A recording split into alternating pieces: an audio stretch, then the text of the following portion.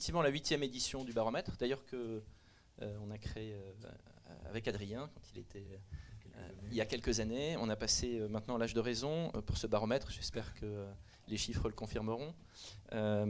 Alors l'idée c'est de, comme chaque année, de faire un petit bilan rapide de ce que l'on a pu extraire comme données. On essaye toujours d'être le plus factuel possible sur ce marché qui est, on va dire, assez opaque et sur lequel il est difficile d'avoir des chiffres.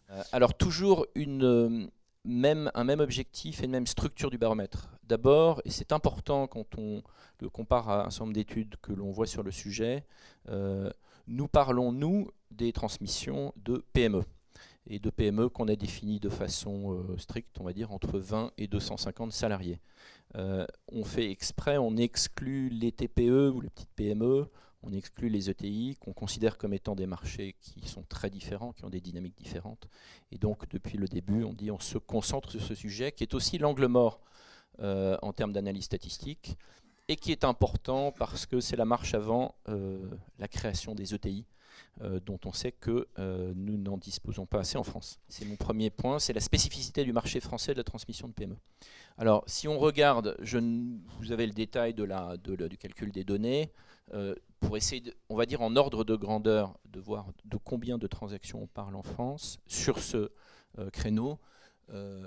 On est à peu près à 1200 transmissions intrafamiliales, et ça, on se base sur un certain nombre de ces données sur, aujourd'hui, ce qui est vraiment l'analyse statistique la plus complète qui existe, celle faite par BPCE, et pour lesquelles nous, on va extraire les données qui nous intéressent sur les PME. Et que l'on a pu retraiter, mais on a vu ça dans des baromètres précédents, donc je ne reviendrai pas là-dessus. Donc on est à peu près à 1200 transmissions intrafamiliales, pour un taux qui, depuis 5 ans, est en légère augmentation, assez régulière. Et un nombre de sessions qui tourne autour de 3500 pour un marché global de transmission autour de 4700 PME transmises.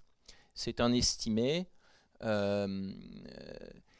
Ce qui est frappant, et c'est ce qu'on va voir par la suite, c'est que le taux de transmission, enfin la part de transmission interne versus cession par rapport à d'autres pays européens se confirme comme étant faible. On est autour de 25%.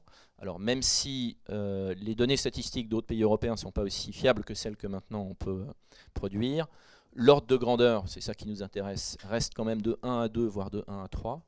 Et donc, et la question qu'on se pose, c'est la spécificité de notre marché, c'est que la transmission passe avant tout par la cession.